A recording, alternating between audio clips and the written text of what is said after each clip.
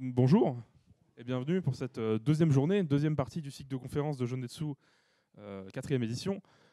On retrouve Yoka qui avait ouvert le bal hier et qui va ouvrir le bal pour ce dimanche également, accompagné d'Olivier Fallet, un duo déjà présent depuis la première édition de Jonetsu, qui nous continue son fil rouge de conférences sur la production d'animation, d'une certaine façon, qui vont nous parler aujourd'hui des sources de revenus, d'où vient l'argent qui est utilisé pour produire une série animée au Japon. Et je vais vous laisser donc les deux spécialistes vous en parler. Bonne journée, bonne conférence. Merci. Du coup, comme Erdel l'a dit, donc moi, Yoka de l'association Nijikai et Olivier Fallet de Crunchyroll France. Voilà, et spécialiste en général, parce que je ne vais pas parler que de Crunchyroll, bien évidemment. Non. Alors, on va vous présenter du coup une conférence qui va être assez dense et dans laquelle on va parler beaucoup de chiffres. Donc, on va vous parler de tout un tas de domaines qui vont ramener des sous. Donc, tout ce qui est diffusion au Japon, tout ce qui est vente physique, tout ce qui est musique, pachinko, l'international, mobage, live event. Donc, tout un programme qu'on va aborder là du coup durant cette heure de conférence. Donc, en introduction, déjà juste rapidement, un rappel. Qui ici n'a jamais entendu parler du comité de production ? Donc c'est un rappel qui va être utile. Vas-y Olivier, je vais te laisser le faire. Au départ, quand la production de dessins animés a commencé au Japon, il y a 50 ans, c'est ça, 50-60 ans presque même, les gens qui finançaient les dessins animés étaient assez peu nombreux. C'était les studios, c'était la chaîne de télévision et c'était éventuellement un petit peu très rapidement le jouet et les produits dérivés. Mais aujourd'hui, ces grands acteurs ne suffisent plus à financer un dessin animé. On est obligé d'aller chercher de l'argent d'autre part. Et c'est ainsi que sont nés au Japon un système un petit peu particulier qui est ce qu'on appelle un comité de production qui réunit les différentes sociétés qui investissent pour produire le dessin animé. Qu'est-ce qu'on va retrouver d'autre dedans ? On va retrouver effectivement des maisons de disques, on va retrouver des éditeurs de jeux vidéo mobiles, on va retrouver peut-être l'éditeur du light novel ou du manga si c'est tiré d'une œuvre originale. Et parfois, il peut y avoir tout un tas de tout petits investisseurs, un petit fabricant d'un certain type de produits dérivés.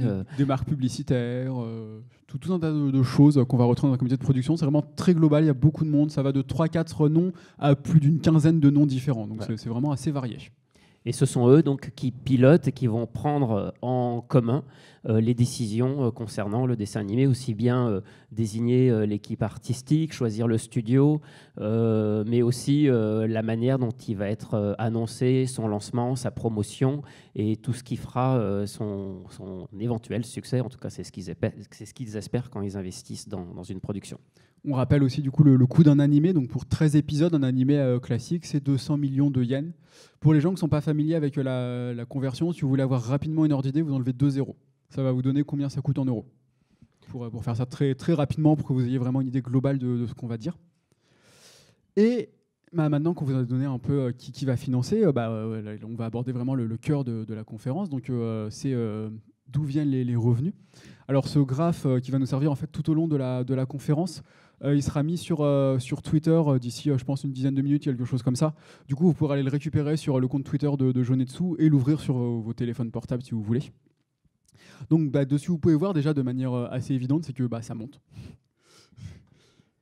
On est passé de 1000 milliards de yens en 2002 à 2000 milliards de yens en 2016. Et vous voyez que chaque couleur, c'est une source de revenus différente. Donc ça revient un peu à ce qu'on disait sur les comités de production avec beaucoup d'acteurs différents. Là, on a énormément de sources de revenus différents, avec des qui grimpent, des qui descendent, des qui sont plus ou moins stables. On va revenir sur toutes ces différentes sources de revenus. Et avant, quelques remarques. Alors, il faut savoir que la majorité des chiffres, ils datent de 2016. Vous voyez que là, le graphe le plus récent qu'on ait, la colonne la plus récente, c'est 2016, puisqu'il faut le temps que ces chiffres soient compilés, puis rendus publics. C'est un peu comme les impôts, c'est un peu plusieurs années après qu'on arrive à avoir le bilan complet et qu'on a accès effectivement à ces chiffres. Donc ça, c'est le rapport qui est sorti début 2019 qui lui avait en compte du coup les chiffres de 2016. Tous les chiffres, ils sont en yens, donc on reprécise bien 1 milliard de yens, c'est 8 millions d'euros, mais en gros, vous enlevez 2 zéros. Ça va vous donner globalement une idée, et l'industrie qui rapporte de plus en plus chaque année. Alors juste du coup les chiffres de 2016, donc on va vous donner quelques exemples quand même de films et d'animés qui ont eu lieu en 2016 pour que vous ayez un petit peu une idée de ce qui se passe. Alors en 2016, c'était l'année où a été lancé My Hero Academia, ReZero. C'est surtout l'année où a été diffusé le film et l'énorme succès Your Name, qui a été, je le rappelle, le 3e plus gros succès de tous les temps en termes d'exploitation cinéma au Japon.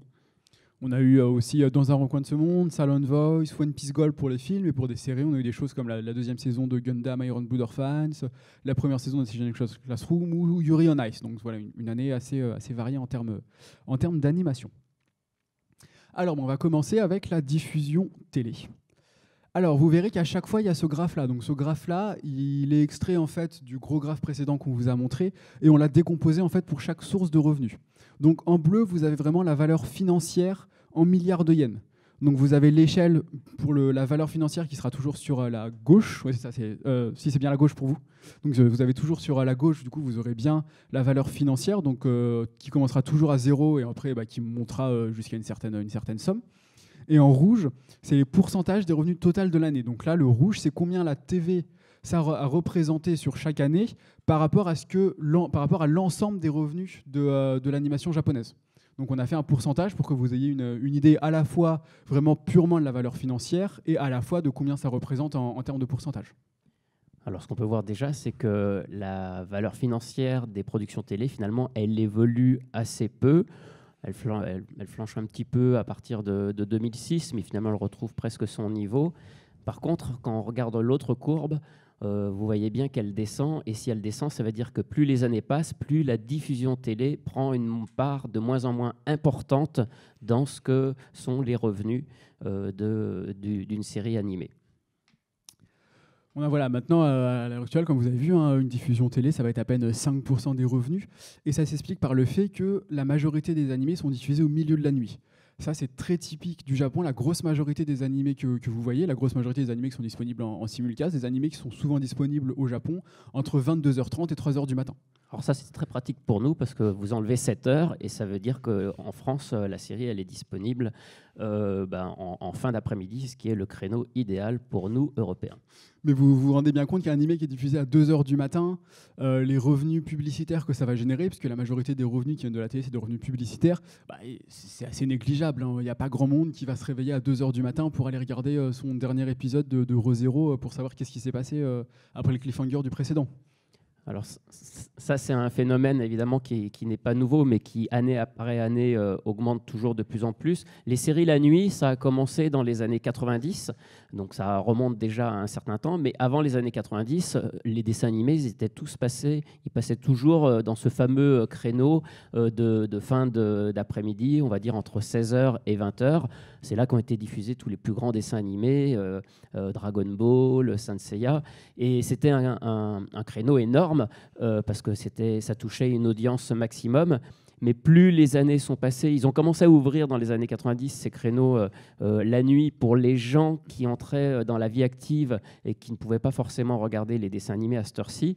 Et puis surtout aussi pour produire des dessins animés des fois un petit peu plus adultes. Adultes ne veut pas forcément dire érotiques ou des choses comme ça, mais c'était juste pour toucher une cible différente. Et c'est comme ça que s'est développé au départ ces créneaux qui étaient marginaux. Et effectivement, 30 ans après, c'est devenu quasiment l'essentiel des diffusions de la télévision au Japon. Il y a aujourd'hui très peu de séries qui bénéficient encore de ces créneaux de fin d'après-midi très exposés. Il y en a justement, on a mis quelques exemples de créneaux d'animés qui sont diffusés soit dans l'après-midi, soit très tôt le matin en fonction. Vous voyez que c'est des choses qui sont vraiment grand public. Precure, ça va parler à tout le monde. Pokémon, ça va parler à tout le monde. One Piece, Conan. Alors Sazae-san, ça va peut-être moins parler, mais Sazae-san, il faut savoir que c'est un peu l'équivalent de Family Guy pour le Japon. C'est l'histoire d'une famille qui a plus de 4000 épisodes. Donc ça commence à faire. Et ça, voilà, c'est en fait les animés qui continuent à ramener des sous au point de vue des revenus de télé, puisque ces animés qui sont diffusés soit le matin, soit l'après-midi, et qui représentent entre 5 et 15% de taux d'audience. Alors que les autres font des audiences beaucoup plus confidentielles, bien qu'ils coûtent aussi cher, si ce n'est plus, à fabriquer. Voilà, on a un peu une boucle qui est bouclée, puisque les animés à la télé, ça a commencé avec Astro Boy en 1963. Alors forcément, il y avait beaucoup moins de chaînes à l'époque, mais ça faisait 40% de part d'audience sur chacun des épisodes. Alors ça, oui, il faut vraiment relativiser. C'est comme quand on nous dit que Dragon Ball, à l'époque, faisait aussi 40 à 50% d'audience sur TF1, mais c'était une époque où il n'y avait que 6 chaînes et qui serait impossible à recréer aujourd'hui. Et on retrouve du coup maintenant de nouveau des animés grand public qui sont rediffusés sur des grands horaires. Et la grosse majorité des animés qui, eux, sont diffusés à la nuit et ne rapportent plus de sous. Alors, deuxième source de revenus, c'est le film et le cinéma. Alors, qu'est-ce que vous pouvez voir? De manière évidente, vous pouvez voir que ça monte beaucoup. Donc, on reste quand même pas sur des gros niveaux. On n'a pas encore atteint la centaine de millions de yens, mais on est passé de 20 millions de yens, de 20 milliards de yens à plus de 60 milliards de yens. Et au pourcentage, on est passé de 2% à 3%. Donc, on a vraiment une augmentation vraiment constante ici au niveau des films. Et le cinéma, ça rapporte 3 fois plus en 2019 qu'en 2002. C'est-à-dire qu'on a vraiment un engouement qui est refait pour le cinéma, de plus en plus de séries qui à la base étaient pensées peut-être pour faire de la télé vont aller au cinéma. Et ça s'accompagne d'un côté grand public en fait, des films. C'est-à-dire que les films d'animation, ça rentre vraiment dans une culture que j'ai envie de dire vraiment cette fois-ci populaire, c'est-à-dire que ça ne s'adresse pas uniquement aux stéréotypes de l'otaku boutonneux qui abarra tous les dimanches soirs pour acheter des doujines. Ça s'adresse vraiment à un public très très général et on peut le voir du coup où dans le box-office, on en est en 2016 où pratiquement 45% des films du box-office japonais, c'est des films d'animation. Alors évidemment, tout ça, ça a été, là aussi, ça a pris du temps, mais c'est vraiment le succès au départ des films de Miyazaki, Princesse Mononoke et surtout Le Voyage de Chihiro qui sort en 2001, qui a donné cet essor puisque Le Voyage de Chihiro reste encore à ce jour le film le plus vu au Japon, tout confondu, hein, cinéma américain, live, animation. D'ailleurs, c'est amusant, aujourd'hui encore au Japon, les 3 plus gros films, ce sont des films d'animation. C'est Le Voyage de Chihiro, La Reine des Neiges et Your Name. Donc voilà, on sent bien que c'est devenu une culture populaire et que le succès, un tel succès du cinéma d'animation, bah forcément après il a porté d'autres projets. Alors le studio Ghibli, après Le Voyage de Chihiro, pendant une dizaine d'années a été aussi le moteur et l'essentiel, je pense, du succès de ces recettes au cinéma. Mais aujourd'hui, il y a l'après Ghibli. Et c'est quelque chose qui continue, premièrement porté par le succès de Your Name qui a su renouveler et prouver que des films différents, avec une approche différente, pouvaient aussi faire rivaliser avec les précédents succès du studio Ghibli. Et forcément, des succès comme ça poussent les producteurs à tenter de nouvelles choses, à lancer des projets. Tous ne rencontrent pas, évidemment, le même succès, mais ça contribue à dynamiser encore aujourd'hui la production du cinéma d'animation. Et tous les ans, on a vraiment quelques grands noms qui vont vraiment très très bien marcher au Japon, mais en plus de plus en plus à l'international. Quand vous voyez Dragon Ball Super Broly, le film là, qui est sorti en France il y a quelques semaines, au Japon, ça a été un succès phénoménal. Aux États-Unis, ça a été un succès phénoménal. Au Mexique, ça a fait partie du top 5 des films de 2018. Donc on est vraiment sur des gros succès qui en plus s'exportent très très bien et ne sont pas uniquement confinés au Japon. Donc ça amène ce graphe très logique, hein, qui est plus le temps passe et plus il y a des films qui sont produits. Logiquement, les films, ça rapporte des sous. Et donc, les gens vont continuer à en produire. Donc, on a eu une chute en 2008, mais bon, j'ai envie de dire c'est une erreur expérimentale, hein, quelque part. Mais sinon, de manière générale, on voit en 2000, on avait à peine plus d'une vingtaine de films. En 2016, on est à 79 films d'animation qui ont été réalisés sur 2016. Donc, on n'est vraiment plus du tout sur les mêmes volumes. Et encore une fois, ce graphique ne montre pas aussi l'après Your Name qui va encore dans les années suivantes. Et on le voit aujourd'hui, rien que cette année, il y a un nombre incalculable de films avec des grands noms. Il y a un nouveau Makoto Shinkai, il y a un nouveau Yuasa. Voilà, et ça encore, c'est les succès encore aujourd'hui du succès de Your Name en 2016. Alors après, il ne faut pas s'imaginer que tous les films ont une distribution digne des studios Ghibli, hein, bien sûr. Il y a des films qui sont plus confidentiels. Par exemple, le film qui a servi de spin-off à Fate Liner Prismalia, qui est déjà une licence un peu obscure, a eu le droit à un film d'animation qui est sorti dans 19 salles au Japon. Donc on est sur des volumes tout petits. Un film grand public, c'est-à-dire une série qui est déjà populaire en animé, qui va avoir son film. Donc le film, par exemple, de Sword Art Online a fait 150 salles. Et après, y a des films qui font plusieurs milliers de salles, les films de Ghibli, Your Name, qui sont vraiment des cas un peu vraiment exceptionnels par la manière avec laquelle ils touchent un public large et varié. Et des films aussi tirés de séries télé populaires comme Détective Conan, Doraemon, Shin-Chan, Pokémon, où depuis des années, chaque année, il y a un film qui est toujours au même moment au Japon. Et ces films-là, ils figurent aussi souvent parmi le top 10 des plus gros succès de l'année, dépassant même des grands films d'animation qui peuvent sortir. Par exemple, pour vous donner un exemple très concret, l'année dernière, le film de Détective Conan au Japon a fait plus de revenus au box-office que Avenger Endgame sur le territoire japonais. Donc ça vous montre vraiment l'ampleur que peuvent avoir certains films tirés de licences. Alors, troisième source de revenus, la distribution vidéo. Donc la distribution vidéo, on parle vraiment de tout ce qui est vente de VHS, DVD, Blu-ray avec les épisodes. Eh ben, aïe, aïe, aïe. Aïe, aïe, aïe. Voilà, exactement. Comme dit Olivier, ça se casse la gueule et ça va continuer à se casser la gueule. On est parti de 150 milliards de yens et pratiquement 12% en 2002. En 2016, on a baissé de 50% ce que ça vaut et on est passé sous la barre des 3% en termes de revenus. Donc vous voyez que le sacro-saint, on utilise la vente du DVD pour savoir est-ce qu'un animé a marché. Bon, c'est compliqué. Alors là aussi, c'est un peu comme la télé en fait. On Oui. voit bien que la part que représente la vidéo dans les revenus totaux d'une série, jusqu'en 2004, c'était quelque chose qui se regroupait. Et plus les années passent, plus on voit cet écart. C'est-à-dire que, alors là, cette fois-ci, autant la télé arrive à se maintenir, là, cette fois-ci, la vidéo fait de moins en moins de revenus. Et effectivement, elle représente de moins en moins de pourcentage sur les revenus totaux. Alors il y a un nom que vous avez peut-être déjà entendu parler qui s'appelle la Manabi Line, qui est très souvent utilisé. Ça vient de l'année où est sorti Manabi Straight, où un producteur de l'animé avait dit sinon on vend 2900 DVD en moyenne sur la série, notre série elle est rentable. Et depuis, un total ou par volume? Par volume. Okay. Donc chaque volume, ça on va l'expliquer parce que les volumes sortent de manière très fragmentée en fait au Japon. Et depuis, tout le monde a tendance à réutiliser ce chiffre à tort et à travers en disant voilà, si une série vend plus de 2900 DVD ou Blu-ray, ça veut dire que c'est une série qui est rentable, c'est une série qui a marché. C'est quelque chose qui ne peut absolument pas s'appliquer parce que ça dépend de qui est dans le comité de production, ça dépend de combien a coûté la série, ça dépend de quel était l'objectif derrière cette série. On imagine bien effectivement qu'une série comme l'Attaque des Titans coûte beaucoup plus cher à faire et que s'ils n'en vendaient que 2900 par exemplaire, je pense que non, ça ne serait pas rentable. Après, il y a effectivement des productions plus légères qui peuvent être amorties différemment et effectivement, ce chiffre peut être encore un cap. Et en plus, ça date de quand? Ça date déjà C'était de 2007, madame. Voilà, donc on peut aussi imaginer que le marché a aussi changé et que les quantités ne sont plus les mêmes aujourd'hui pour avoir le même seuil de rentabilité. Après, ça reste un chiffre quand même qui est facile à avoir, puisque les chiffres de l'Oricon avec les ventes de manga et de Blu-ray DVD au Japon, ils sont rendus publics chaque semaine. Du coup, ça reste un indicateur. On ne peut pas entièrement le jeter. C'est-à-dire qu'un animé qui ne se vend pas du tout, il y a peu de chances qu'il marche ailleurs. À l'inverse, un animé qui se vend énormément, on peut se dire qu'il va probablement marcher ailleurs. Ça reste un indicateur, mais ce n'est pas un repère sacro-saint qui peut être utilisé à tort et à travers. On a quelques exemples aujourd'hui justement de... quelles sont les ventes d'une série et quelles sont les très mauvaises ventes d'une série? Alors, on en parle justement 2 slides après. Okay. Tu anticipes un petit peu trop là pour le coup la présentation.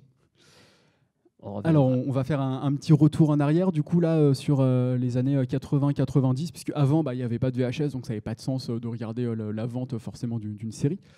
À l'époque, donc, on va prendre un exemple qui est parlant, qui est Evangelion. Evangelion, c'était une VHS pour 3 épisodes. Donc, c'est-à-dire que vous imaginez une série de 26 épisodes au Japon. Il y avait une VHS, 3 épisodes, une VHS, 3 épisodes, une VHS, 3 épisodes. C'est un format qui est utilisé parce que ça permet en fait de faire vivre la série même une fois que la diffusion télé est terminée. Vous imaginez bien qu'à raison d'une sortie de VHS par mois, sur un animé de 26 épisodes, même une fois que la série est terminée, vous pouvez encore tenir 7 mois à faire de la communication régulière sur votre série. Donc c'était un modèle assez intéressant pour les producteurs derrière. Evangelion, ça a été un hit incroyable. Je veux dire, je le cache à personne. Je pense que personne dans la salle, à part peut-être une ou 2 personnes qui sont curieux de l'animation japonaise, mais qui n'ont pas forcément maté d'animé. On en a aussi à Jonetsu. Mais sinon, Evangelion, je pense que c'est un nom qui parle à tout le monde ici. Ça a été un hit incroyable. Ça a fait plus de 100 000 ventes par VHS. Donc vous imaginez, il y a eu 7 VHS en tout, 700 000 ventes de VHS de Evangelion. Donc c'est vraiment un succès incroyable. Et dans les années 80-90, il n'y a rien qui se vend pas du tout. Tout réussit à globalement se vendre plus ou moins. Ça vient aussi du fait qu'il y avait beaucoup moins d'animés. Il y avait moins d'animés, et puis effectivement, on est vraiment encore dans une époque, dans cette espèce de bulle économique japonaise où le marché était tel, dans un tel dynamisme que oui, même la pire des ventes faisait quand même quelques ventes et suffisait justement à ramener quand même toujours un petit peu de sous. Alors maintenant, c'est voilà. plus du tout le cas. Maintenant, les ventes vont être très très très variables. C'est-à-dire que déjà, le format 1 DVD Blu-ray pour 2 épisodes, ça commence à disparaître de plus en plus parce que on a un effondrement du marché physique, donc ça n'a plus beaucoup de sens de garder ce format-là. Ce qui est une idée reçue. Hein. Beaucoup de gens pensent encore qu'on ne sort que 2 épisodes par Blu-ray au Japon. Sur les séries de 13 épisodes, maintenant, ce qui se fait beaucoup, 12-13 épisodes, c'est un Blu-ray pour 4 épisodes. Donc ça fait que déjà, on est passé de 6 sorties Blu-ray à 4 sorties Blu-ray. Et il y a même certaines séries télé qui sortent directement avec les 12 épisodes d'un coup. Ce qui, là aussi, est assez rare au Japon, où était encore inimaginable avant. En tout cas, d'un coup. Les intégrales, c'était plutôt pour des rééditions plus tard. Ça dépend des producteurs. Par exemple, Aniplex, qui est un gros producteur, reste très attaché à ce format, un Blu-ray pour 2 épisodes. Des séries où il ne va pas y avoir de diffuseur de Blu-ray dans le comité de production, ils vont plus tendance à se rapprocher de sortir des box complètes, parce que du coup, ils n'ont pas forcément cette incentive de faire du chiffre dessus. D'ailleurs, justement, pour renvoyer sur le marché français, c'est justement souvent des discussions qui sont difficiles avec les éditeurs français, où l'éditeur japonais impose, encore aujourd'hui, pas plus beaucoup maintenant, parce qu'ils ont compris que le marché européen ne correspond plus à cette idée de sortir un volume avec 3-4 épisodes séparément. Mais effectivement, il y a des éditeurs qui refusent que leurs séries sortent aussi en Occident, directement en box intégrale. On a du coup maintenant, au Japon, en fait, le marché est porté par quelques grosses séries. J'ai donné quelques exemples, Love Live, Yuri on Ice, Madoka, Bakemonogatari, qui font plus de 70 000 ventes sur le premier DVD Blu-ray, et puis qui après descendent petit à petit, c'est logique. Depuis le début des années 2000, la plus grosse série, c'est Bakemonogatari, qui en moyenne, sur l'ensemble de ses épisodes, a dépassé les 80 000 ventes. Donc 80 000 ventes pour chacun des 2 épisodes qui sont sortis au fur et à mesure. C'est probablement quelque chose qui ne sera plus jamais atteint, puisque le marché physique s'est complètement effondré, donc ça va rester du coup sur le post-2000 l'animé phare. Et il y a à côté plein d'animés qui se vendent pas du tout. Il y a eu récemment une interview d'un producteur chez Ultra Super Pictures qui a dit que sur certaines séries, il y a plus de Blu-ray qui sont distribués au staff que de ventes qui sont faites auprès du grand public. Donc c'est vraiment pour vous donner une idée qu'il y a certaines séries qui bident, mais complètement en termes de vente. Ça vient de l'effondrement du marché physique, donc ça, c'est pas spécifique à l'animation japonaise, que ce soit les CD, que ce soit les Blu-ray, que ce soit au Japon, en France, aux États-Unis. L'industrie physique, elle est en chute libre année après année. Et forcément, c'est reflété ici dans les ventes de Blu-ray au Japon. Et alors voilà, il y a encore un phénomène qui reste typiquement japonais, c'est la location. Voilà, en France, vous imagineriez pas que pratiquement 20% des revenus de l'animation, ça vient de la location. Au Japon, c'est encore le cas. C'est encore très très fort et c'est porté par quelques gros titres et par les animés grand public dont on a parlé précédemment. Donc on va vous donner quelques chiffres détaillés pour que vous ayez une petite idée de ce qui se passe, donc en dehors de la location. Alors ça, pour le coup, c'est des chiffres récents. C'est un rapport qui est sorti il y a 3 semaines de l'industrie audiovisuelle japonaise. Donc c'est des chiffres qui datent de 2018. Et les animés de nuit, donc c'est les animés qu'on a présentés au début, ceux qui sortent entre 22h30 et 3h du matin, ils représentent plus de 70% des revenus vidéo pour l'animation. Donc ça reste encore très fort et ça représente au total 30% du marché vidéo global au Japon. Je pense que ces animés qui sont souvent courts ont un peu remplacé au fil des années ce qui était avant le marché des OAV. Donc effectivement, comme tu disais, les animés ils passent relativement tard et des gens du coup vont un peu plus se reporter sur un achat vidéo, surtout que c'est des séries plus pointues qui intéressent un public qui sera prêt à dépenser pour acheter la série. En 2018, il y a eu 33 milliards de yens qui viennent uniquement de ces animés de nuit. En 2017, 43 milliards de yens. On voit que c'est en baisse. On n'a pas les chiffres détaillés pour les films, mais les chiffres détaillés pour les films, on sait qu'ils baissent aussi, avec quelque chose d'assez particulier, parce qu'en 2017, c'était la sortie Blu-ray de Your Name au Japon, donc forcément, ça a fait une hausse sur les chiffres purement sur les films, qui était la seule hausse depuis le début de 2010. Mais on a une chute de 24% des ventes entre 2007 et 2018. Et les Blu-ray, ça représente 80% des revenus. Donc c'est un secteur qui est très très porté par les Blu-ray. Et là, à droite, j'ai mis en exemple dans l'image, au Japon, sur certains animés que les comités de production veulent mettre en avant, on va vraiment avoir des publicités qui vont prendre en fait l'ensemble de la façade d'un immeuble. C'est quelque chose qui est assez répandu à Akihabara, qui est assez répandu à Shinjuku aussi. Donc c'est vraiment des publicités assez géantes, et le but c'est de réussir à attirer l'œil pour que les gens achètent derrière ou louent le Blu-ray DVD. Et le marché des animés pour enfants, qui représente pas grand-chose. On voit 33 milliards pour les animés de nuit. Les animés pour enfants, c'est 1,5 milliard. C'est logique. C'est logique parce que ce sont souvent des séries qui sont très longues. On va reparler comme Shinjan, par exemple, ou Détective Conan. Donc forcément, ce n'est pas des choses qu'on va acheter en intégrale ou régulièrement. Et comme tu le soulignes, là, c'est quelque chose qui va plus, à la limite, se louer. C'est de temps en temps, sur Précure, par exemple, avec 3-4 ans de retard, il va y avoir là, une box intégrale qui va sortir, qui va être achetée en général par un public qui va être assez âgé, mais c'est des ventes assez faibles par rapport à ce que représentent des séries comme Précure sur le marché de la location. Alors, ensuite, on va passer au streaming. Alors, purement le streaming au Japon. Le streaming à l'international, on en reparlera plus tard. Là, c'est vraiment sur le streaming au Japon. Et vous pouvez voir de manière assez évidente que ça monte. On est passé de rien du tout en 2002, le temps que le streaming se mette en place, à une croissance tranquille jusqu'en 2011. Et à partir de 2011, on est vraiment sur une très forte croissance. On est pratiquement à 50 milliards de yens sur 2016, et on est à 2,5% en termes de pourcentage globaux de l'année. Donc c'est vraiment quelque chose qui commence à être de plus en plus important. Et ça, c'est une idée reçue. Beaucoup de gens s'imaginent qu'effectivement, au Japon, on ne fait que regarder la télé ou acheter de la home vidéo, alors qu'en fait, il y a déjà beaucoup de services de streaming au Japon. J'ai donné quelques exemples, NTT Docomo, Gyao, Tatsuya, WoWo, et c'est sans parler en plus des acteurs internationaux qui sont aussi implantés au Japon, qui sont majoritairement Netflix et Amazon, qui proposent aussi du service de streaming pour les animés au Japon. Voilà, mais qui n'est pas forcément le même qu'on peut voir sur ces plateformes à l'international. Non. L'avantage du streaming, de manière logique, ça touche aussi bien les fans que le grand public, parce qu'il n'y a pas besoin de regarder un animé à minuit ou de payer 50 € pour regarder 2-3 épisodes, parce que acheter des DVD Blu-ray au Japon, ça coûte assez cher. Et quelque chose qui est assez peu connu, c'est que les chaînes au Japon sont très, très dépendantes de la région. Une chaîne principale sur laquelle sont diffusés les animés, c'est une chaîne qui s'appelle Tokyo MX. Dans le nom, il y a Tokyo. Donc, si vous n'êtes pas dans la région de Tokyo, vous ne pouvez pas regarder cette chaîne. Si vous vivez à Osaka, si vous vivez à Hokkaido, si vous vivez à Okinawa, vous n'avez pas accès à Tokyo MX. Et du coup, c'est plus compliqué de regarder des animés qui sont diffusés sur cette chaîne-là. Ou en tout cas, on n'a pas accès en même temps de manière nationale. Après, les programmes sont diffusés dans un second temps sur d'autres chaînes. Mais si vous êtes un peu impatient, effectivement, et que vous n'êtes pas dans la bonne région, vous ne pouvez pas le voir. Donc là, j'ai mis l'exemple de Bloom Into You. Bloom Into You, Docomo était deuxième du comité de production. Donc, ça veut dire que c'est les deuxièmes à avoir mis le plus de sous sur l'animé. Et pourquoi on a des services de streaming qui rentrent dans le comité de production ? De manière logique, c'est pour proposer l'animé en premier sur leur service. Ce qui n'est pas toujours le cas encore au Japon.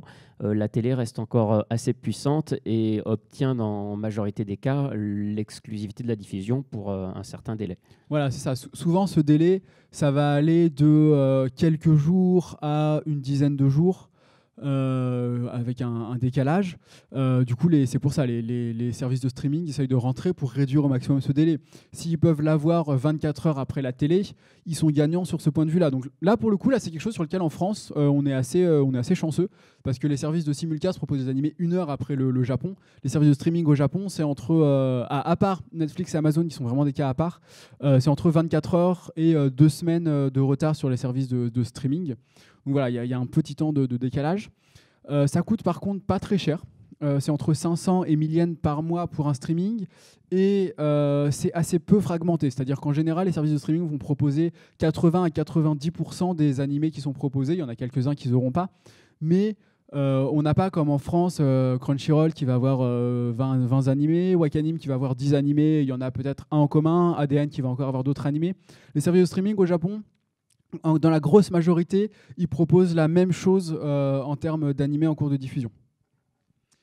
Et du coup, le dernier point qui est Netflix et Amazon. Netflix, vous le savez tous, sa politique En Occident, c'est le binge-watching, donc c'est-à-dire sortir tous les épisodes d'un coup pour que les gens regardent l'intégralité de la série d'un coup. Au Japon, sur les animés, ils ne font pas ça. Au Japon, sur les animés, ils vont vraiment proposer du vrai streaming semaine par semaine. Little Witch Academia, Fate Apocrypha, Carol and Tuesday qui est diffusé en ce moment. Ils vont vraiment faire les épisodes. Et là, par contre, ils vont les sortir en même temps que la télé. Puisqu'ils mettent suffisamment de sous pour pouvoir le faire. Hein. C'est vraiment une question d'argent. Parfois, ils peuvent même passer, pas toute la série, mais le premier épisode en exclu avant. Ça a pu arriver aussi. Peut-être pas Netflix, mais des services comme Docomo ou d'autres. Voilà, on a vraiment, ça c'est vraiment quelque chose qui est en train de monter au Japon, c'est quelque chose qui devient de plus en plus important. D'ici quelques années, si on avait des chiffres de 2018, on verrait peut-être, par exemple, que le streaming rapporte en 2018 en pourcentage de revenus plus que la vente de DVD Blu-ray ou plus que la diffusion télé. Donc c'est vraiment des choses qui montent petit à petit. Alors, on a maintenant le merchandising. Alors, le merchandising, c'est gros. On va vous montrer le graphe tout de suite. Donc, jusqu'à présent, on était maximum à 125 milliards de yens. Le merchandising, on est entre 400 et 650 milliards de yens. Donc, d'un coup, là, c'est plus la même échelle. C'est plus les mêmes revenus. On voit que c'est pareil, le merchandising, c'est assez constant. Ça rapporte au global, ça rapporte entre 30 et 50% des revenus. Donc, c'est vraiment quelque chose qui est très important. Il y a une petite baisse en 2016, mais ce n'est pas significatif. Je suppose qu'en 2017-2018, ça remonte. Il ne faut pas regarder vraiment dans les petits détails. Mais de manière très globale, le merchandising, c'est incroyablement important au Japon. Alors oui, ça fait déjà quand même longtemps que ça l'est, mais c'est vrai que ça reste vraiment le nerf de la guerre. Et la seule chose qui peut évoluer, c'est plus le type de merchandising qui peut changer un petit peu au fil des années. Alors qu'est-ce qu'on a ? Les jouets, les maquettes, les goodies, forcément, ça reste les choses les plus évidentes. On a des accessoires, on va avoir des cartes à jouer, on a de plus en plus des bornes d'arcade maintenant, c'est quelque chose qui a tendance à de plus en plus se développer. Mais de manière générale, le merchandising, il va suivre en fait l'évolution de la technologie. C'est-à-dire que les jouets qui sont proposés sont de plus en plus technologiques, comme ce qu'on peut avoir en Occident. Il n'y a pas de mystère là-dessus. Donc voilà, c'est un marché qui doit se renouveler parce que forcément, un jouet, une fois que tu l'as, le but c'est que tu réussisses à faire en sorte que les gens en achètent un autre derrière. Donc c'est un marché qui se renouvelle par les séries et par les différents types d'objets proposés. Mais voilà, globalement, ça reste très stable. C'est en moyenne 550 milliards de yens par an. Et si on enlève la part qui est apportée par l'international, c'est 50% des revenus globaux qui sont de l'animation japonaise. Donc c'est vraiment le top du top. Et c'est majoritairement porté par les offres grand public. Là, j'ai mis l'exemple de Dragon Ball Super Broly. Dragon Ball, ça rapporte énormément de sous. Gundam, ça rapporte énormément de sous. Je vais donner justement quelques détails, puisque là, on a des chiffres. Bandai Namco, il met tous les trimestres à jour son financial report, où il donne les chiffres plus ou moins détaillés de ce que lui ont rapporté les différentes franchises dont il a la propriété. Et du coup, ça me permet de donner quelques exemples. Donc on voit Bandai Namco, en 2018, ils ont fait 200 milliards de yens. Les revenus globaux apportés par l'animation, par le merchandising, c'est environ 550 milliards de yens. Donc Bandai Namco, c'est pratiquement 50% des revenus ils sont apportés par Bandai Namco, ce qui est très très important. Quelques séries en exemple, Aikatsu, 3 milliards de yens, Precure, 10,5 milliards de yens. Precure qui en plus en 2016, la mascotte c'était la numéro 1 des jouets au global. Donc on se rend compte à quel point ça peut être des choses qui sont assez importantes. Gundam, 31 milliards de jouets de Gunpla. Enfin pas que de Gunpla, mais en grosse majorité de Gunpla. Le Gunpla, c'est ces maquettes que vous pouvez monter à l'effigie des robots. Et Dragon Ball, 20 milliards de yens. Et au total, 120 milliards. Vous dites pourquoi il y a une telle différence sur Dragon Ball? D'où ils viennent les sous? Les sous, ils viennent du jeu sur mobile Dokkan Battle, en grosse majorité. On reparle du Mobake juste après, parce qu'on en a une partie qui est consacrée. Mais il faut savoir que Dokkan Battle, ça marche beaucoup en France, ça marche énormément au Japon, ça marche beaucoup aux États-Unis. Ça a été un gros succès pour Bandai. Et un deuxième gros nom qui est peut-être un petit peu moins connu en Occident, c'est Takara Tomy. Takara Tomy possède des licences comme Beyblade. Alors Beyblade, vous vous dites, moi je jouais à ça quand j'étais gamin en cours de récré. En Occident, ça ne marche pas forcément énormément. Au Japon, ça cartonne, mais c'est de où vous allez ça continue, il y a toujours des animés. Il y a toujours des animés Beyblade. Vous allez dans une boutique de jeux, vous allez dans l'équivalent d'un Toys R Us japonais, vous allez avoir des rayons entiers avec que des 2B Beyblade, que des arènes Beyblade. Et après, voilà, une autre série, Pretty Rhythm, qui est du coup le concurrent d'Aikatsu, qui sont deux séries d'idoles pour petites filles. Donc voilà, le merchandising, c'est très gros, c'est porté par quelques grands noms, aussi bien en termes de licence qu'en termes de producteurs et de distributeurs de jouets derrière. Et si vous voulez vous demander si une série a du succès au Japon, et ben en fait, regardez le merchandising, c'est en général le meilleur indice pour savoir quelle est encore l'aura de la série au Japon. Si vous avez énormément de merchandising, forcément, c'est qu'il y a encore, c'est une licence qui est très très forte. Alors évidemment, ça sera en premier lieu le cas de licences comme ça, très populaires, comme on dit Precure ou Dragon Ball, mais même sur des séries un petit peu plus niche, comme par exemple Re:Zero, une série qui est terminée depuis 2 ans au Japon, vous avez encore énormément de produits dérivés autour quand vous allez dans les boutiques spécialisées. Pareil pour Yuri on Ice. Par contre, effectivement, il y en a d'autres. Si vous trouvez, par exemple, au Japon, on disait souvent qu'il y avait assez peu de produits Fairy Tail, et ça trahissait aussi le fait que cette série, elle n'a pas forcément le même succès qu'un Dragon Ball ou que d'autres. Et vous le voyez tout de suite, effectivement, au nombre de produits dérivés pendant que la série est diffusée et même surtout après. On va passer au Mobagé, puisque c'est difficile en 2018 de parler de gros chiffres et de revenus sans parler des Mobagé. Les Mobagé, pour les gens qui n'ont jamais entendu parler, c'est l'abréviation japonaise de Mobile Game. Donc c'est les jeux que vous avez sur téléphone portable. C'est vraiment spécifiquement pour le téléphone portable, parce que vous dites la 3DS, la PS Vita, c'est aussi maintenant du mobile. Mais Mobagé, c'est spécifiquement pour les jeux sur téléphone portable, sur smartphone. Des applis, quoi. Des applis. Bon, des applis, pas toujours, parce que des fois, les Japonais, ils préfèrent faire des sites web pour jouer. Grand Blue, par exemple, c'est un site web, hein, malheureusement, mais ça rentre quand même dans la catégorie Mobagé. Alors, en 2015, au Japon, l'ensemble des Mobagé, donc pas uniquement cette fois-ci les Mobagé qui viennent des animés, c'était 1200 milliards de yens. Ce qui représente une somme importante. Pour vous donner une comparaison, 1200 milliards de yens, c'était globalement les revenus apportés par l'ensemble de l'animation japonaise en 2004. Et là, en 2015, sur l'ensemble de Mobagé, c'est 1200 milliards de yens. Donc on est vraiment sur quelque chose de très très gros. Et si on regarde uniquement les Mobagé qui sont liés aux animés, donc des choses comme Fate Grand Order, des choses comme Bank Dream, des choses comme Grand Blue, des choses comme Dokkan Battle dont je parlais juste avant, on est au-dessus de 300 milliards de yens, ce qui en fait du coup la 3e source de revenus de l'animation japonaise sur ces dernières années. Donc le Mobagé, ça s'est vraiment vraiment imposé. C'est en plus quelque chose qui s'exporte de plus en plus hors du Japon. Oui, chez Crunchyroll, on a lancé Crunchyroll Games, qui est justement dont le but est d'éditer des Mobagé. On en a fait un sur Danmachi, mais qui n'est pas disponible en France, et un deuxième sur Bungo Stray Dogs plus récemment, et il y en a d'autres qui vont encore arriver. Et pour vous donner un exemple de Fate Grand Order, parce que Fate Grand Order, ça reste un peu du coup le roi des Mobagé en termes de revenus. Depuis 2015, ça a rapporté 271 milliards de yens. Et en 2018, ça a rapporté 120 milliards de yens. Donc en 2018, Fate Grand Order a rapporté plus que l'ensemble des séries diffusées, que l'ensemble des revenus apportés par la diffusion télé des animés de 2016. C'est pour vous donner vraiment des points de comparaison, pour pas juste donner des chiffres tout seul, parce que ça n'a pas beaucoup de sens en général, un chiffre tout seul. On vous donne des éléments de comparaison pour vous montrer que voilà, le Mobagé, faut compter sur lui. Et c'est pas prêt de disparaître, que vous aimiez ou pas. Le modèle du gacha où vous mettez vous relais pour un personnage avec un faible pourcentage de l'avoir, et si vous avez plus de monnaie dans le jeu, vous lâchez de la monnaie réelle, c'est pas prêt de disparaître. Ensuite, la musique. Alors la musique, y a pas forcément grand chose à dire dessus, c'est très constant. Malgré le zigzag qu'on voit, mais en fait, c'est pas une grosse fluctuation. C'est ça, on est en pourcentage, on est entre globalement 1% et 2%, à quelques exceptions près. Donc voilà, ça rapporte pas forcément énormément, mais ça rapporte de manière assez constante. Ça inclut pour le coup l'ensemble de ce qui a un rapport avec la musique, donc aussi bien la vente vraiment de CD physiques, vous allez dans une boutique, vous l'achetez, la vente numérique ou le streaming.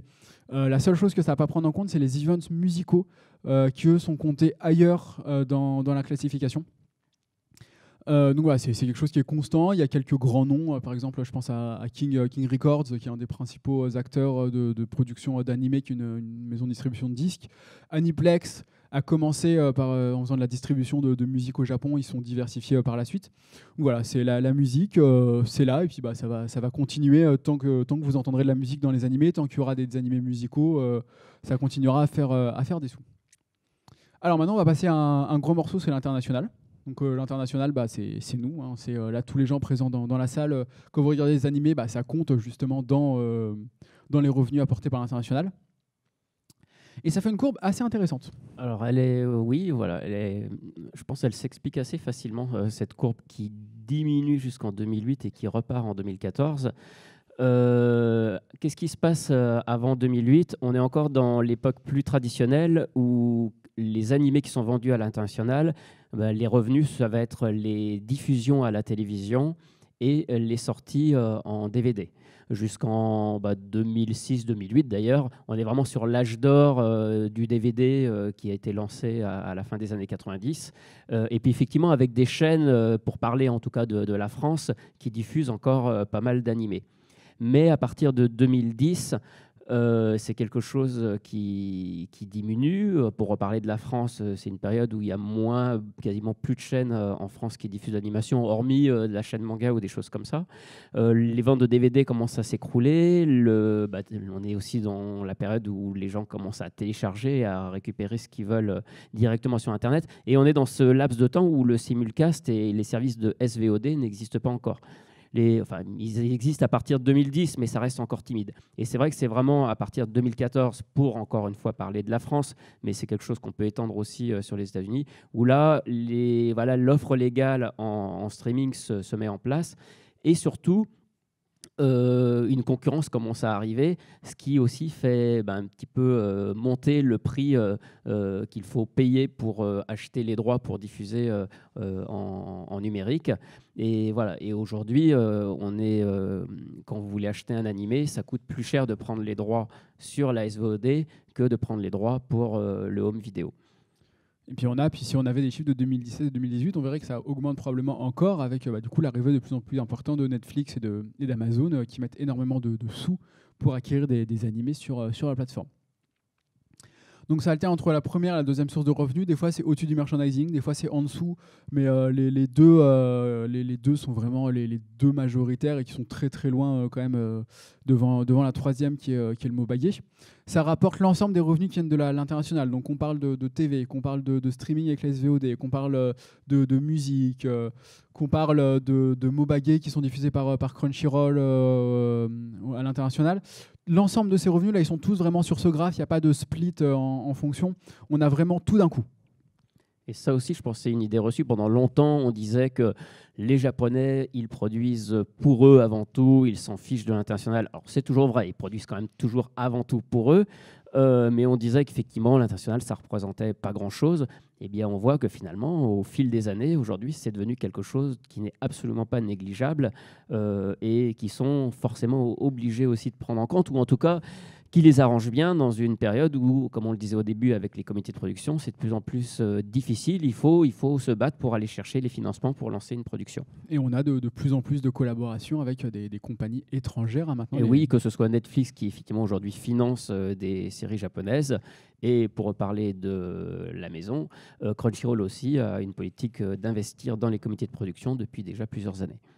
Alors si on regarde d'où viennent les contrats, alors jusqu'en 2015, les États-Unis étaient premiers.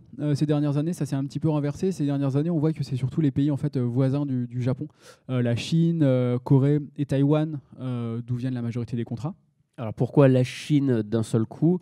Parce que la Chine s'est beaucoup développée et l'Internet, la consommation sur mobile demande des besoins énormes. Toutes ces séries, elles ne passent pas forcément à la télévision en Chine parce que ça reste compliqué et plus contrôlé. C'est aussi contrôlé sur mobile, mais les règles sont un peu moins strictes. Et en tout cas, voilà, les Chinois ont de plus en plus besoin de contenu multimédia pour leur consommation sur mobile. Et c'est ce qui fait qu'ils commencent à produire énormément eux-mêmes, mais ces dernières années, ils sont allés acheter ou même coproduire avec le Japon des séries pour justement exclusivement ces contenus-là. Je pense notamment à la société Emon, qui justement est une société chinoise qui va produire en utilisant le savoir-faire des Japonais. Et c'est justement à partir de l'année 2015-2016 qu'ils commencent à investir là-dedans.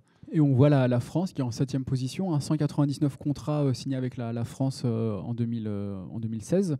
On n'est pas très loin derrière les États-Unis, parce que les États-Unis, on est à 228, donc on voit qu'il n'y a même pas 30 contrats de différence entre la France et les États-Unis. Donc on voit que vraiment la grosse majorité des choses sont disponibles en France aussi. Voilà, et quand on parle du nombre de contrats, pour cette année, donc là c'est jusqu'en 2000... Là c'est 2016. 2016, voilà, 2016 typiquement, c'est le simulcast qui génère l'essentiel des contrats. En 2016, on est déjà sur un volume d'une cinquantaine de séries par saison en simulcast en France, réparties effectivement entre les différentes plateformes. Et du coup, ça génère beaucoup de contrats. Alors là aussi, il faut bien prendre ce graphisme. C'est des nombres de contrats signés, ce n'est pas des revenus par territoire. On a, comme on le disait, presque autant de contrats signés que les Américains. Par contre, les Américains, le fait que le pays soit beaucoup plus grand, génère avec ces contrats beaucoup plus de revenus qu'on en génère en France, qui reste un petit pays. On va dire un petit mot sur le simulcast. Alors, on voit que c'est ce qu'on disait un petit peu déjà il y a 2 slides, c'est que du coup, maintenant, les diffuseurs de simulcast, ils sont de plus en plus importants dans le comité de production. Là, cette saison, un animé qui s'appelle Circle Princess, où Bilibili dirige carrément le comité. Donc, Bilibili, c'est un diffuseur de simulcast pour la Chine. L'année dernière, on a eu, là, j'ai mis l'exemple de Eurocamp, où Crunchyroll était à 2e place, pour Replace sur the Universe, il est à 3e place. Donc, de plus en plus, on a des diffuseurs de simulcast qui rentrent dans le comité de production. Et c'est encore une fois, c'est pas juste, oui, on représente à 3% le comité de production, on met un petit peu de sous pour sécuriser les droits. Comme tu le soulignes, il y a des séries comme Eurocamp où effectivement Crunchyroll est le 2e plus gros investisseur sur la série. Ça veut dire que peut-être que si on n'avait pas investi dans cette série, elle n'aurait peut-être pas vu le jour. Donc c'est loin d'être quelque chose d'anecdotique et de négligeable. Et juste pour l'anecdote, pour compléter ça, Eurocamp, celui qui était en première place, c'était Furiou. Furiou, c'est un éditeur. Furiou, c'est quelqu'un qui fait des produits dérivés. Voilà, des figurines, des produits dérivés, des couvertures. Ils ont sorti des tentes Eurocamp. Donc, c'est pour vous montrer, ça illustre un peu ce qu'on disait. Où maintenant, avant, les gens qui dirigeaient le comité de production, c'était sur l'animation des chaînes télé. Après, c'est passé aux distributeurs de VHS, DVD. Et maintenant, c'est quelque chose de complètement différent, puisque maintenant, en première place, un éditeur de figurines. En 2e place, c'est Crunchyroll. Donc, on est vraiment sur un renouvellement vraiment de la provenance en fait, des financements. Alors, ce n'est pas le cas, évidemment, sur toutes les séries qui ont des comités de production, bien sûr. Mais c'est quelque chose comme ça aurait peut-être été impensable il y a encore une dizaine d'années. Et puis on a l'exemple encore de Netflix. Par exemple, j'ai mis Be The Beginning en exemple, où Netflix a financé l'animé à 100%. Voilà, eux, ils peuvent se permettre, ils ont effectivement des budgets que même nous, on n'a pas, et ils arrivent à effectivement financer entièrement des projets. Alors on va parler du pachinko. Alors est-ce qu'il y a des gens ici qui n'ont jamais entendu parler du terme pachinko ? On n'a que des joueurs. On a une personne. Alors, le pachinko, juste pour vous résumer rapidement, c'est une machine à sous. Vous mettez des billes et le but, c'est qu'il y ait plus de billes qui ressortent à la sortie que de billes que vous avez mis à l'intérieur. Et on gagne des sous, officiellement pas des sous, mais des cadeaux, des bons d'achat. En fait, on gagne des jetons. On va récupérer des billes, du coup. Les billes, on va pouvoir les échanger contre des médailles. Et les médailles, après, il va falloir sortir à l'extérieur pour les échanger contre du vrai argent, parce qu'il n'y a pas le droit d'avoir des jeux de sous au Japon. Donc, il y a toute une magouille qui a été mise en place pour faire en sorte qu'on ne puisse pas gagner directement de l'argent, mais dans les faits, je veux dire... à la fin, vous repartez. C'est un peu pour ça, d'ailleurs, que les gens ils jouent avec ça. Mais alors, que vient faire l'animation dans ces machines à sous ? C'est une bonne question. Ça rapporte beaucoup. Voilà. C'est pour attirer les gens... plutôt que d'aller sur une machine à sous bête et simple, c'est quelque chose qui fonctionne depuis un certain temps. Certaines sont customisées ou vont proposer, pendant que vous jouez, des séquences d'animation. Je ne sais pas, est-ce que vous imaginiez comme ça de tels volumes, mais là vous voyez qu'on est sur 2014, 2015, 2016, on est à 300 milliards de yens qui sont rapportés par le pachinko. On est entre 15 et 20% des revenus globaux de l'animation japonaise qui sont apportés par le pachinko. Donc c'est la 4e source de revenus derrière le merchandising, l'international et le mobagé. Donc c'est pour vous dire à quel point le pachinko ça a un point important. Et du coup, ce que disait Olivier juste avant, c'est-à-dire qu'ils vont prendre vraiment des animés qui ont marché. Evangelion, Madoka, Macross. Oui, ce sont souvent plutôt des animés plutôt anciens parce que forcément les joueurs c'est des gens adultes. Mais des fois il y a des choses étonnantes. Ils ont fait un pachinko par exemple sur Cat Size en créant de l'animation sur la fin de Cat Size qu'on n'a jamais vu en dessin animé. Donc des fois il y a des vrais exclus. Et ils ont adapté des choses de Saint Seiya que rêvaient de voir tous les fans et qu'on n'a jamais vu et très bien fait en plus parce qu'il y a du budget. Alors c'est des petites séquences, hein, c'est pas des choses très longues, mais ça peut vraiment avoir un vrai pouvoir attractif et même quand on en entend parler, ça fait rêver. Alors malheureusement, c'est des choses qu'on peut absolument pas voir de chez nous parce qu'il faut vraiment, c'est exclusivement réservé. Ça ne sort pas après en vidéo, rien. Il faut aller dans ces salles à pachinko pour les voir. Et régulièrement, on voit dans les magazines ou sur les couvertures de manga, oh là là, il va y avoir une grosse annonce pour telle série. Les gens, ils sont motivés, ils vont se dire ah ça y est, enfin une saison 2 que j'attends depuis tant de temps. Et puis à la fin, on découvre que c'est juste une machine de pachinko et la déception est là. Hein. Et c'est pour ça du coup que c'est une source importante de déception pour beaucoup. Mais pas quand je dis pour les fans, c'est pas que nous à l'international, hein. Même au Japon aussi, ils sont déçus. Hein. Oui, parce qu'il y a des gens qui mettent pas les pieds dans une salle de pachinko et ils n'iront pas juste pour voir effectivement une série d'animation. Si jamais un jour vous êtes dans un pachinko, prenez des boules caisses parce que c'est incroyablement bruyant. Et j'espère que vous n'avez pas de problème avec la fumée parce qu'on a le droit de fumer à l'intérieur. Donc voilà, petit conseil. Et on va parler maintenant, donc la dernière source de revenus, on va parler des live events. Alors les live events, c'est quelque chose qui est assez récent dans la forme que ça a pris, mais c'est quelque chose qui monte de plus en plus. Donc là, vous voyez, le graphe, il commence en 2013. Puisque avant, du coup, c'était trop négligeable pour que les chiffres ils soient relevés. Vous voyez qu'entre 2013 et 2016, on est passé de 20 milliards de yens à 60 milliards de yens, donc ça a triplé en 3 ans, et on est passé de moins de 2% à plus de 3%. Si vous vous souvenez de quel était le pourcentage qui était apporté par la vente de Blu-ray, la vente de Blu-ray, on était à 3,5% en 2016. Là, en 2016, sur les live events, on est à 3%. Donc, ça ne m'étonnerait pas qu'en 2018, les live events, ils rapportent plus que la vente de Blu-ray. Alors, qu'est-ce que c'est live event ? Parce que c'est bien de dire le mot, mais il faudrait peut-être quand même qu'on détaille un petit peu pour que les gens ils puissent avoir une idée de ce qu'on parle. Alors, au départ, c'était des concerts, par exemple, liés à des séries musicales. C'est un peu comme ça que c'est né. Mais aujourd'hui, ça s'est étendu à plein d'autres choses, hein, comme des cafés à thème, des rencontres un peu privilégiées avec du staff ou des seiyuu. Et comme tu le soulignes, voilà, c'est pas forcément réservé qu'aux séries les plus populaires. Et ça arrive très très souvent maintenant que quand vous achetiez le premier Blu-ray, le Blu-ray avec les 3 premiers épisodes d'une série, vous ayez en plus un ticket qui va ensuite vous permettre d'accéder à ce rendez-vous privilégié entre les fans et le staff, les fans et les seiyuu.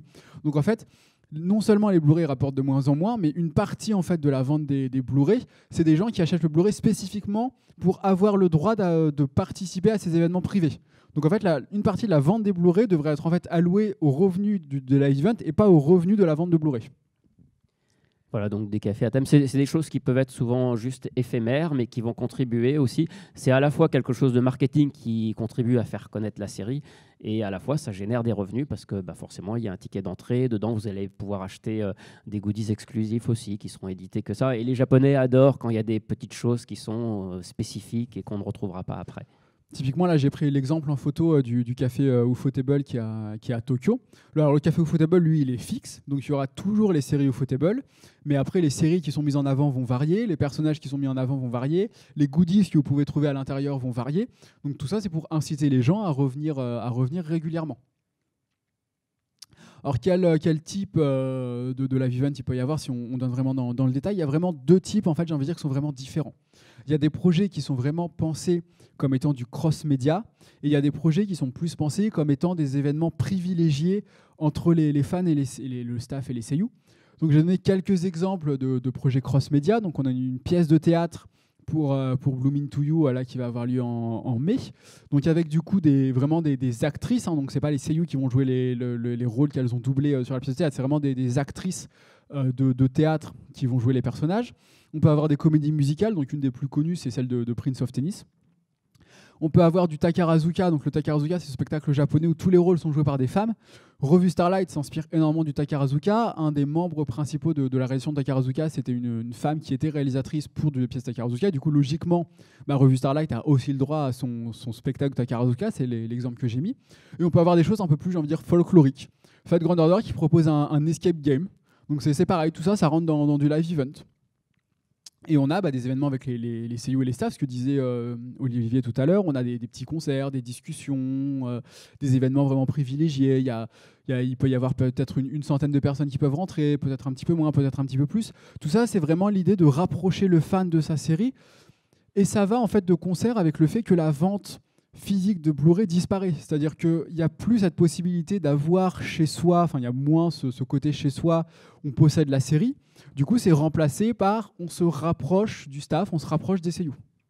Et je pensais aussi une volonté des producteurs que justement que les gens ne restent pas chez eux, de les ramener dans une boutique, de les ramener, ok, ils ne veulent peut-être plus acheter le Blu-ray, mais on va essayer de leur proposer d'autres choses, que ce soit des produits dérivés ou encore une fois ces produits exclusifs pour effectivement que les gens continuent de fréquenter ces lieux-là. Un problème que ça amène, c'est une idolisation du métier de doubleur, puisque avant les doubleurs, selon leur demande, c'était de doubler. D'où le nom. Maintenant, de plus en plus, comme c'est des gens qui doivent aussi monter sur scène, qui doivent faire des présentations, qui doivent interagir avec les fans, on a beaucoup de choses qui n'étaient pas prévues dans leur travail actuel et qui se développent de plus en plus. C'est quelque chose qui est assez reproché actuellement justement au métier de seiyuu, mais c'est une autre discussion qu'on n'aura pas aujourd'hui. Voilà, donc on vous a présenté vraiment ces 10 sources de revenus différentes. On espère que ça peut vous donner une idée globale de ce qui se passe en animation en 2018. Alors du coup, on va conclure et après, du coup, on aura 2-3 minutes pour poser des questions. C'est la première fois qu'on ne dépasse pas, dis donc. C'est incroyable, on s'en est bien sorti cette fois-ci. Du coup, logiquement, vous allez avoir de plus en plus de projets cross-média, puisqu'on a vu qu'il y a des revenus qui sont très variés. Donc logiquement, les séries vont essayer de taper un peu, de capitaliser dans toutes ces différentes sources de revenus. Donc là, j'ai mis l'exemple de Bank Dream. Bank Dream qui a plusieurs animés, qui va avoir un film à la fin de l'année, qui a plusieurs mangas. À la base, c'est de la musique, donc il y a énormément de CD. Il va y avoir des concerts. Il y a un mobagé, donc c'est un peu pour ça que j'ai pris cet exemple, parce qu'il couvre pratiquement, il n'a pas de pachinko, mais il couvre sinon l'ensemble des sources de revenus qu'on a vues jusqu'à présent. Et puis surtout, ça occupe, l'idée c'est d'occuper tous les espaces de communication pour créer quelque chose. En fait, chaque élément renvoie et fait aussi, au-delà des revenus, fait la promotion. Voilà, vous allez dans une boutique, vous voyez plein de produits, ça vous permet de vous intéresser à l'animé ou au manga, etc. Et on a des revenus qui sont de plus en plus importants. On vous l'a montré, ça a doublé en 15 ans. C'est pas prêt de s'arrêter. C'est pareil, le nombre d'animés augmente de plus en plus parce que l'idée, c'est plus d'avoir comme à l'époque à peu près tout se vend. L'idée, c'est vraiment de réussir à trouver quelques gros animés sur lesquels on va pouvoir capitaliser et de tout miser là-dessus. Et après, toujours cette question, qui est une question qu'on a déjà plusieurs fois abordée avec Olivier, c'est bien tous ces sous, mais qu'est-ce qui redescend auprès des animateurs? Et la réponse, malheureusement, c'est pas grand-chose. Non, et ça, malheureusement, c'est pas nouveau. Que ce soit il y a 50 ans et maintenant, les choses n'ont pas beaucoup changé. Le succès d'une série ne remonte pas forcément aux petites mains qui ont créé cette série. Voilà, et malheureusement, je ne pense pas que ça changera. Ça mériterait encore une conférence à elle toute seule, ce débat. Mais voilà, aujourd'hui, effectivement, l'argent qui est généré ne remonte pas forcément au studio. On demande toujours au studio de faire le moins cher possible, d'aller le plus vite possible, de faire le plus de choses possible, de retoucher le travail qu'ils ont fait pour une réédition, pour une édition vidéo, etc. Et voilà, sans forcément qu'ils soient beaucoup payés. Alors on va pouvoir laisser la place à quelques questions. RD va pouvoir passer dans la salle avec le micro. Donc, si vous avez des questions, on a le temps pour il y a une question juste ici. 2, 3, 4 questions, quelque chose comme ça. Déjà, oui, merci pour la conférence, c'était très intéressant. On m'entend, c'est bon? Oui, c'est bon. Excusez-moi. Vous parliez des mobagés. Est-ce que les jeux vidéo hors mobagés sont aussi négligeables que ça au niveau des revenus? Non, mais en fait, ils sont inclus directement dans les revenus du merchandising. C'est-à-dire que les revenus du Mobagé ne sont pas inclus dans le revenu du merchandising qu'on vous a présenté. Les jeux vidéo classiques, par contre, ils le sont directement. C'est pour ça qu'on n'en a pas parlé spécifiquement. C'est parce qu'en fait, on aurait pu le rajouter sur la slide, mais ils sont inclus directement, eux, dans les revenus du merchandising. D'accord, merci. On va en prendre encore quelques-unes si vous en avez. Bonjour, alors c'est par rapport à la slide 12 ou 13 sur le cinéma. C'est il y a eu précis, là. J'ai retenu en fait le numéro. Il y avait un pic au niveau de 2004. Ça s'explique comment? Il y a eu des gros films qui sont sortis cette Le année-là. Château C'est le ambulant, Château ambulant. qui à l'époque est devenu le deuxième film le plus vu au Japon. Il s'était classé entre... c'est l'époque où Miyazaki avait premier Le Voyage de Chihiro, deuxième Le Château ambulant et troisième encore D'accord. Princesse Mononoke, où il cumulait les... C'est ça, on a bien les deux pics. En 2001, on voit vraiment le gros pic du Voyage de Chihiro. Et en 2004, on a un pic un peu plus petit, mais un pic quand même tout de même pour le Château ambulant. Du coup, moi j'avais moi-même une question, c'était quand vous parliez de merchandising, Olivier avait fait remarquer qu'effectivement on pouvait reconnaître une série qui marchait bien parce qu'elle avait beaucoup de produits dérivés qui étaient disponibles à la vente. Moi j'ai l'impression que c'est un petit peu un cercle vicieux parce qu'on peut se dire aussi que s'ils sortent beaucoup de produits, c'est pour essayer de rendre la marque populaire, mais c'est pas pour autant que ça va marcher. Parce que moi je me souviens quand j'ai vu au Japon, il y a plein de séries pour lesquelles ils matraquaient la com, et pourtant j'ai jamais l'impression que c'est devenu des séries populaires. Donc est-ce que c'est pas un peu circulaire comme raisonnement? Je sais pas. Pas tant que ça, parce que ça coûte cher de fabriquer, de développer des produits, de les mettre en place. Et le Japon, c'est aussi un marché économique très strict. Enfin, si vraiment ça ne se vend pas, les trucs vont disparaître du jour au lendemain. Donc on ne peut pas mettre plein de produits dérivés juste pour pousser une série. J'ai envie de dire que ça dépend quand est-ce que tu regardes. Si c'est pendant la diffusion de la série, forcément, ça va tenter de pousser. Mais quand tu regardes 3-4 mois après, s'il y a encore des produits dérivés, c'est que la série, elle a marché. Hein. Typiquement, j'ai pris l'exemple de Revue Starlight tout à l'heure. Revue Starlight, l'animé, il s'est terminé à la fin du mois de septembre. Il y a toujours encore au Japon des nouveaux produits dérivés qui sont créés sur la série. Pareil pour Eurocamp. Donc ça permet vraiment d'avoir des idées sur quelle série continue encore à marcher, continue encore à avoir de l'actualité après la fin de la diffusion. Moi, je suis allé au Japon au mois de décembre et on m'avait demandé de ramener des produits dérivés Darling in the Franxx, qui était un gros succès. Mais un succès, donc la série avait été diffusée de janvier à juillet. Au mois de décembre, il n'y avait plus rien sur Darling in the Franxx. Par contre, il y avait encore du Rosero, qui, comme je le disais, était fini depuis 2 ans. Il y avait 2 questions, on va juste prendre celle-ci, il y en avait une là et l'autre. Du coup, on va prendre les 2 questions, puis après on va s'arrêter. Oui, ce sera la dernière, on n'aura plus le temps de faire plus. Du coup, vous parlez d'Eurocamp. Est-ce que vous avez une idée de comment affecte le tourisme? Par exemple, j'ai vu qu'il y avait beaucoup d'animés qui promouvaient des préfectures, enfin sponsorisés par des préfectures. On a une idée du chiffre que ça rapporte sur ces séries, au moins sur ces séries particulières? Alors, pour être tout à fait honnête, c'est probablement des chiffres du coup qui sont inclus dans le live event, puisque c'est considéré en fait comme tel, puisque ça va vraiment être du côté live.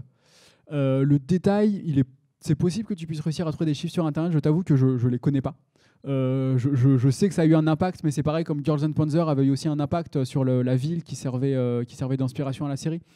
C'est des choses plus difficiles à mesurer c'est des aussi. choses- Je peux répondre par contre de manière très personnelle, c'est-à-dire qu'en début novembre, j'étais allé au Japon et j'avais fait justement le tour des lacs du mont Fuji tel que les filles l'avaient fait dans l'animé. Et du coup, je m'étais arrêté au gîte qui sert pour le premier et le dernier épisode, la rencontre entre Rin et Nadeshiko. Et ce gîte était... Une grosse partie était aux couleurs de Eurocamp avec des goodies, des gros posters. Donc c'est quelque chose qui a quand même une certaine importance et sur lesquels les gens essaient de capitaliser dessus. C'est pareil, les voitures qui étaient garées dans le parking, il y en avait plein qui avaient des stickers Eurocamp. J'ai eu la même chose en allant à Enoshima. Pour ceux qui ont vu Bunny Girl Senpai, ça se passe à Enoshima. Vous le baladez dans des rues où il n'y a personne et vous avez des drapeaux des personnages de Bunny Girl, c'est très bizarre. Alors une dernière Il y en avait une question. dernière, je ne sais pas où elle est, c'était ici. Vous avez parlé de la location d'animés. En fait, c'est un truc qu'on n'a pas du tout en France. Du coup, est-ce que vous pourrez expliquer comment ça marche? Ça marche, j'ai envie de dire. Alors, ça marche de 2 manières.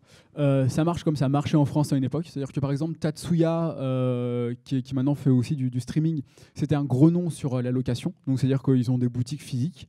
Il y a beaucoup de boutiques, en fait. Il y en a vraiment c'est des petites boutiques de quartier. On n'a pas besoin de faire des kilomètres pour aller trouver. Tu vas prendre le livre, le DVD, le Blu-ray qui t'intéresse, tu passes à la caisse, ils te le donnent, tu le rapportes une semaine après.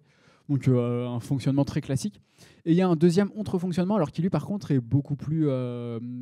qui a jamais, que je sache en tout cas, qui n'a jamais existé en France. C'est que sur les routes, dans les aires d'autoroute, tu vas avoir des bornes de location automatique. C'est-à-dire que tu vas pouvoir louer un DVD, louer un Blu-ray, louer un livre. Et après, tu vas pouvoir le redéposer dans n'importe quelle autre borne de location disponible sur une autoroute. Donc c'est quelque chose qui est très très utilisé ça pour les gens qui circulent beaucoup. Ça marche énormément auprès des routiers principalement, mais pas que. Ça marche aussi auprès des gens qui font du tourisme, des gens qui se déplacent. Et c'est quelque chose qui marche encore beaucoup au Japon. Dans plein d'aires d'autoroute, tu vas avoir des bornes de location. Tu vas pouvoir louer quelque chose. Alors forcément, c'est que des gros noms, hein. Tu auras probablement Your Name, mais tu n'auras pas le 5e Blu-ray de Re:Zero, parce que même si la série a marché, ça reste des choses qui sont trop confidentielles. Mais tu vas avoir des gros noms que tu vas pouvoir comme ça emprunter et redéposer ensuite à 2000 km de là, à l'autre bout du Japon. C'est vraiment lié au fait qu'au Japon, ils sont moins dans la culture de conserver quelque chose, il y a moins de place aussi, donc c'est quelque chose qui s'est développé dans les années, j'allais dire 80 pour la vidéo, mais en fait c'était même avant, il y avait la location de manga qui existait dès les années, je crois, 50 ou 60. Donc c'est quelque chose qui est vraiment ancré, ce côté location, je prends, j'emprunte, je rends, depuis très longtemps. Donc voilà, donc merci à tous pour avoir été présents. Donc c'est la fin de notre conférence. Merci.